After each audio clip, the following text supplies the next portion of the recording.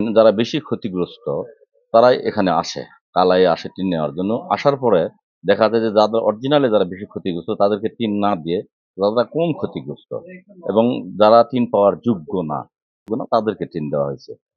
আর এই পরে এই যারা টিন পায়নি, যাদের বাড়িঘর এখনো অক্ষত অবস্থায় আছে, আপনার মানে কোনো প্রকার উপরে ছাউনি নাই। আর যারা টিন পাইছে প্রায় ১৫ দিন হলো, এদের টিন লাগানোর কোনো জায়গা নাই বা এখন পর্যন্ত তারা টিন লাগায়নি। এটাই বাস্তবতা। প্রভাষক এবং উদয়পুর ইউনিয়ন বিএনপির যুগ্ম আহ্বায়ক আব্দুল আলীম উনি যে লিস্টটা করছেন, অর্থাৎ পিআইইউ অফিস থেকে আমাকে একটা লিস্ট দেওয়া হলো যে এই লিস্ট মাফিক আপনার গ্রামে টিন দেওয়া হবে। তখন আমি দেখলাম যে এই লিস্টটা আব্দুল আলীমের হাতের লেখা। আমরা কেউ গরিব অসহায় আমরা টিন পাইনি, ঝড়ে বাতাসে উড়ে গেছে। দেওয়ার পরে পূর্বে স্যার নাম দিছে, এখন জানি না কার কার নাম দিছে। যাদের বাড়ি ঘর আছে অনেকে টিন উড়ে গেছে বা যায়নি, তারাও পাইছে, অনুদানও পাইছে ২০০০ কোটি টাকা।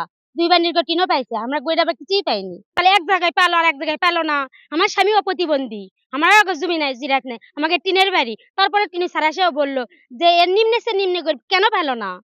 একটা ভাস্তা পাশে নাম হলো জুনাবালি তবলা, তার মধ্যে হলো নুরুৎফল আওয়াল, তার মধ্যে হলো সরওয়াল ভাই সামিরুল, ওই পাশে এক লাঠি পাশে ওর ভাগনা বুনতার নাম হলো আইদুল বেড়া হলো কি জানলাম না মনে করো আরিফ, উনিও পাশে, সবাই পাশে মনে করো সাদলা বাড়ি ইটালা বাড়ি সম্পূর্ণ টিন পাশে। আমরা গরিবকে এটা পাইনি।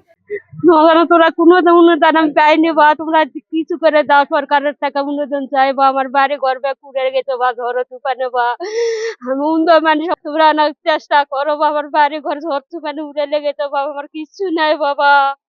মেইনলি প্রথমত হলো যারা হতদরিদ্র তারাই পাইছে, তারপরে সকলকে দেওয়া তো সম্ভব হয়নি। অত ধনী মানুষ কেউ পায়নি, এই ধরনের কোনো প্রমাণ কারো কাছে কেউ দিতেও পারবে না। ধনী মানুষ পায়নি, যারা পাইছে তারা গরিব মানুষই পাইছে। তো ভাই যে দেখেন দুটা বাড়ি, এরা যদিও ভাই ভাসতে কিন্তু এদের কিছুই নাই একেবারে, যার জন্য এরা পাইছে। এদের তো ২ টাকা ঘরে একবারে ছিন্ন বিচ্ছিন্ন হয়ে গেছে। এরা যেটা পাইছে সেটা তো তার ঘর ঠিক করতে পারেনি। এটা তো ঝড় তো আর আমার পরিবারকে বেছে ঝড়ে এখন আঘাত করেছে গোটা গ্রামে।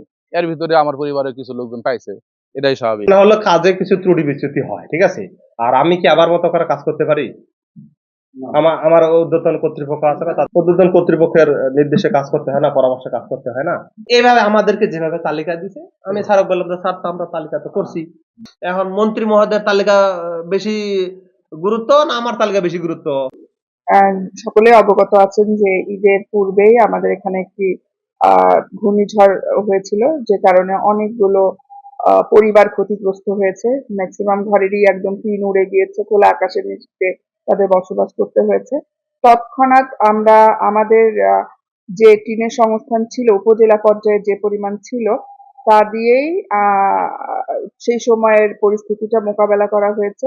কিন্তু পরবর্তীতে দেখা যায় যে ক্ষতির পরিমাণ যতটা, ঠিক তার আসলে সবটা কি অনেকটাই আমরা দূরীভূত করতে পারিনি। অনেক মানুষই এখনো ক্ষতিগ্রস্ত এবং তারা কোনো সাহায্য পায়নি। সেক্ষেত্রে এই জন্য আমাদের জনপ্রশাসন প্রতিমন্ত্রী স্যারের নির্দেশনা মোতাবেক আমি এবং পিআরও সাহেব প্রত্যেকটা স্থান ভিজিট করি এবং ক্ষতিগ্রস্তরা যে আসলে এখনো বিপদের মধ্যে রয়েছে, তাদের খুবই দুরবস্থা, সেগুলো পরিলক্ষিত হয় আমাদের ভিজিটের মাধ্যমে এবং সে অনুযায়ী আমরা একটা তালিকা করে পরবর্তীতে এটা মন্ত্রণালয়ে পাঠিয়েছি। আমরা আশা করছি খুব শীঘ্রই দিন চলে আসবে এবং এই সমস্যা আমরা সমাধান করতে পারবো।